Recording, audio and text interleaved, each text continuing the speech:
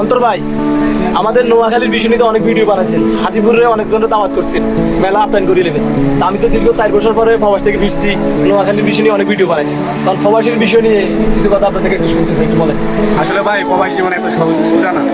এই যে আমার ভাই কবির মেজু মিয়া 4 বছর তার প্রবাস জীবনটা কাটিয়ে দিচ্ছেন, তার নিজের জন্য না, পরিবারের জন্য। সে জানে তার এই সময়, সে আনন্দ হাসি খুশির যে সময়টা কাটিয়েছে তার ফ্যামিলিকে খুশি করার জন্য। প্রবাস জীবন এতটা সোজা না, এখনো সময় আছে বাপের হোটেলে না থাইকা নিজে নিজে ইনকাম করার। আর একটা কথা বলি, আমি 4 বছর পরে আইছি, 14 তারিখে আইছি, 14 তারিখ শেষ, অলরেডি 1 মাস কয়েকদিন হয়ে গেছে। মানে আমার এই দেশে আসার পরে ওয়েদার, খানা, গোসল, ঘুম, চলাফেরা, তারপর কোনো কিছু কেনাকাটা, কোনো কিছুর সাথে আমি ম্যাচিং কামাইতে পারিনি। মানে টোটালি আমার মন এখানে বসেই নাই। আমি এদেশে জন্মগ্রহণ করছি, এদেশে আমার মন টোটালি বসে নেই। তো একটা কথা বলবো, বিশেষ করে যারা প্রবাসে আছেন, মানি ম্যানেজমেন্টটা একটু ভালো করে একটু শিখলাম। কারণ দেশে আসতে হলে আপনি যদি পুরো দিনে খরচ করতে চান, প্রতি মাসে 1 লাখ, আর যদি নর্মাল খরচ করতে চান তাহলে প্রতি মাসে 50,000।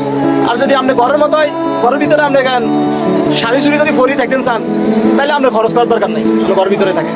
আমি একটা কথা বলি, টাকা ছাড়া পুরুষের কোনো মূল্য নাই, অর্থহীন। পুরুষের অহংকার হচ্ছে তো টাকা, আর নারীর অহংকার কি সেটা আমি জানি না, কিন্তু পুরুষের অহংকার টাকা, এটাই বাস্তব, তাই না?